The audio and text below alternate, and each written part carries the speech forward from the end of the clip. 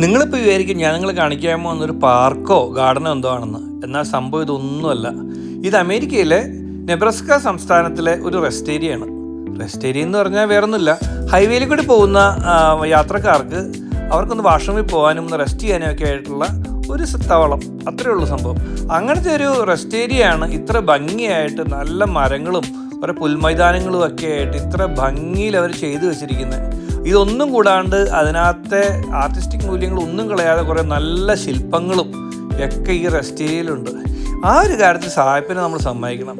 ഒരു ചെറിയ rest area പോലും എത്ര ഭംഗിയിലും ആർട്ടിസ്റ്റിക്കുമായിട്ട് അവർ ചെയ്തു വെച്ചേക്കണേ. ആ ഒരു ക്വാളിറ്റി ഈ നമ്മൾ നേരെ കാണുന്നതാണ്. അതിൻ്റെ അപ്പുറത്ത് കാണുന്ന വാഷ്റൂമിൻ്റെ കോംപ്ലക്സുകൾ, അവിടെ നമുക്ക് കംഫർട്ട് ആവുകയോ അത്യാവശ്യം ഡ്രിങ്കൊക്കെ ഒരു മെഷീനിൽ പൈസ ഇട്ട് വാങ്ങുകയൊക്കെ ചെയ്യാം. ഇഷ്ടപ്പെട്ടാൽ ഒന്ന് ലൈക്ക് ഷെയറും സപ്പോർട്ടൊക്കെ ചെയ്യണേ. ട്രാവൽ ഓർമ്മ.